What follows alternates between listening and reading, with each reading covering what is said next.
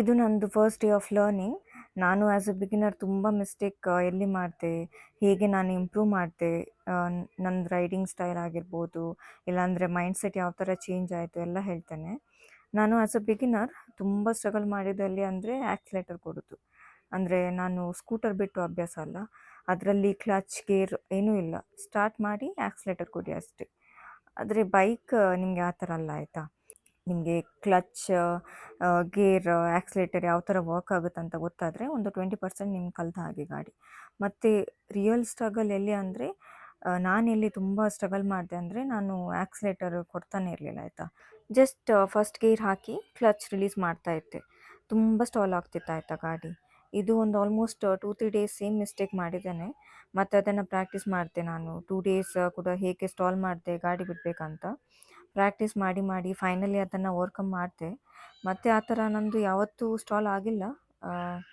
ನನಗೆ ಒಂದು ಐಡಿಯಾ ಬಂತು ಎಷ್ಟು ಆ್ಯಕ್ಸಿಲೇಟರ್ ಕೊಡಬೇಕು, ಯಾವಾಗ ಕ್ಲಚ್ ರಿಲೀಸ್ ಮಾಡಬೇಕು ಅಂತ. ನನಗೆ ಭಯ ಏನಿತ್ತಂದರೆ, ಜಾಸ್ತಿ ಆ್ಯಕ್ಸಿಲೇಟರ್ ಕೊಟ್ಟರೆ ಗಾಡಿ ಫುಲ್ ಮುಂದೆ ಹೋಗಿಬಿಡುತ್ತೆ ಅಂತ ತುಂಬ ಭಯ ಇತ್ತು ನನಗೆ. ಆ ಥರ ಏನೂ ಇಲ್ಲ ಆಯಿತಾ, ಅದು ಜಸ್ಟ್ ನಂದು ಮೈಂಡ್ಸೆಟ್. ಫಸ್ಟ್ ಗೇರ್ ಯಾವತ್ತೂ ಗಾಡಿ ಫುಲ್ ಪವರಲ್ಲಿ ಹೋಗಲ್ಲ, ತುಂಬ ಆರಾಮಾಗಿ ಹೋಗುತ್ತೆ. ಸೊ ಅದನ್ನು ಸ್ಲೋಲಿ ಡೈಲಿ ಪ್ರಾಕ್ಟೀಸ್ ಮಾಡಿ ಕಲಿತೆ. ಮತ್ತು ನಾನು ಟರ್ನಿಂಗಲ್ಲಿ ತುಂಬ ಪ್ರಾಬ್ಲಮ್ ಮಾಡ್ತಾಯಿದ್ದೆ ಆಯಿತಾ. ಆ್ಯಕ್ಸಿಲೇಟರ್ ಕೊಡ್ತಾನೆ ಇರಲಿಲ್ಲ ಟರ್ನ್ ಮಾಡಬೇಕಾದ್ರೆ, ಗಾಡಿ ಸ್ಟಾಲ್ ಆಗ್ತಾಯಿತ್ತು. ತುಂಬ ಪ್ರಾಕ್ಟೀಸ್ ಮಾಡಿದ್ದೇನೆ ಆಯಿತಾ. ಇದು ಮಾತ್ರ ನನಗೆ ಒಂದು ಚಾಲೆಂಜ್ ಇತ್ತು, ಅಂದರೆ ಗಾಡಿ ಗ್ರೌಂಡ್ಗೆ ಕಾಲು ಟಚ್ ಮಾಡದೆ ಟರ್ನ್ ಮಾಡಬೇಕಂತ. ಅದು ನಾನು ಡೈಲಿ ಪ್ರಾಕ್ಟೀಸ್ ಮಾಡಿದೆ, ಅಂದರೆ ಹೇಗೆ ಗ್ರೌಂಡ್ಗೆ ಕಾಲು ಟಚ್ ಮಾಡದೆ ಕ್ಲೀನಾಗಿ ಟರ್ನ್ ಮಾಡಬೇಕು ಅಂತ.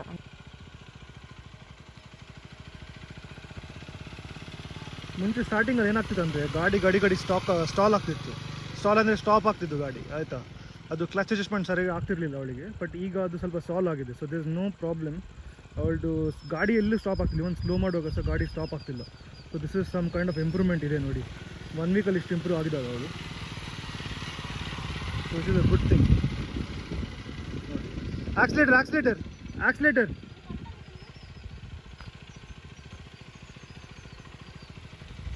ಬಟ್ ಓಕೆ, ಬಿಗಿನರ್ ಅಲ್ವಾ, ಏನಾದರೂ ಸ್ವಲ್ಪ ಕಲೀಲಿಕ್ಕಿದೆ ಇನ್ನು.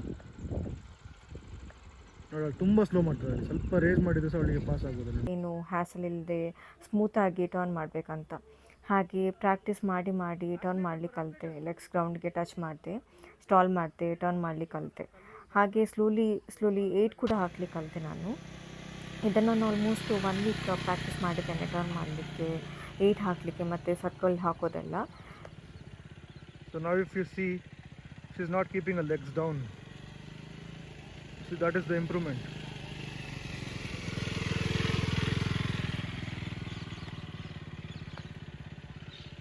So she's not keeping her legs down. She's adjusting the clutch and the accelerator. See the difference? See, the legs are not coming down. So I think this is a very good way of starting it. So she's very happy. ನಾನು ನಂದು office ಬೇಸ್ಮೆಂಟಲ್ಲಿ ಕೂಡ ಕಲ್ತಿದ್ದೇನೆ ಆಯಿತಾ ಗಾಡಿ ಬಿಡೋದು. ಅಂದರೆ ಅಲ್ಲೇ ಒಂದು 4-5 times ರೌಂಡೆಲ್ಲ ಹೋಗ್ತಿದ್ದೆ ನಾನು.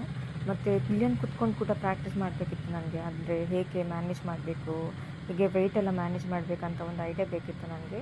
ಅದಕ್ಕೆ ಪಿಲಿಯನನ್ನು ಕುತ್ಕೊಂಡು ಕೂಡ ನಾನು ನಂದು ಬೇಸ್ಮೆಂಟಲ್ಲಿ ನಾನು ಪ್ರಾಕ್ಟೀಸ್ ಮಾಡ್ತಾಯಿದ್ದೆ. ಒಂದು ಡೈಲಿ ನಾನು 4-5 ಟೈಮ್ಸ್ ಆ ಥರ ರೌಂಡೆಲ್ಲ ಹೋಗ್ತಾಯಿದ್ದೆ.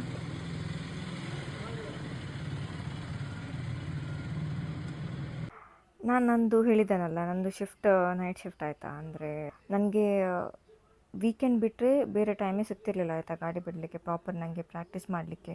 ಸೊ ಅದಕ್ಕೆ ನಾನೇನು ಮಾಡ್ತಿದ್ದೆ, ಆಫ್ಟರ್ ಲಾಗೌಟ್ ನಾನು ಬಂದು ಡೈಲಿ ಗಾಡಿ ಕಲಿತಾ ಇದ್ದೆ. ಮತ್ತು ಇದು ನಂದು ಫಸ್ಟ್ 50 ಆಯಿತಾ. ನಾನು ಫಸ್ಟ್ 50 ಕೂಡ ನನಗೆ ಟಚ್ ಮಾಡಬೇಕಿತ್ತು. ಒಂದು 1 ವೀಕ್ ಆದಮೇಲೆ ನಾನು ಫಸ್ಟ್ ನಂದು 50 ಟಚ್ ಮಾಡಿದೆ. ನಾನು ನಂದು ಫಸ್ಟ್ 50 ಹಿಟ್ ಮಾಡಬೇಕಾದ್ರೆ ಎಷ್ಟು ಖುಷಿ ಆಯಿತು ಗೊತ್ತಾ. On the Odo. Go. Third get. Full ಖುಷಿ ಆಯಿತು ನನಗೆ. ಅಂದರೆ ಸ್ಟಾರ್ಟಿಂಗ್ ಫಸ್ಟ್ ಟೈಮ್ ನಾನು 50 ಟಚ್ ಮಾಡಿದೆ. ಹೀಗೆ ನಾನು ಆಲ್ಮೋಸ್ಟ್ ಒಂದು 3-4 ವೀಕ್ಸ್ ಈ ಥರ ಪ್ರಾಕ್ಟೀಸ್ ಮಾಡ್ತಾಯಿದ್ದೆ ಆಯಿತಾ. ಅಂದರೆ ಆಫ್ಟರ್ ಆಫೀಸ್ ಬಂದು ಡೈಲಿ ಗಾಡಿ 1 ಅವರ್ ಆ ಥರ ಪ್ರಾಕ್ಟೀಸ್ ಮಾಡ್ತಾಯಿದ್ದೆ. ಹೀಗೆ ಒಂದು 3-4 ವೀಕ್ಸ್ ಮಾಡಿದ್ದೇನೆ. ಈ ಥರ ಮಾಡಿ ನನಗೆ ಕಾನ್ಫಿಡೆನ್ಸ್ ಬಂದಮೇಲೆ ನಾನು ರೋಡ್ಗೆ ಅಂದರೆ ಮೇನ್ ರೋಡೆಲ್ಲ ಹೋಗ್ಲಿಕ್ಕೆ ಸ್ಟಾರ್ಟ್ ಮಾಡಿದೆ.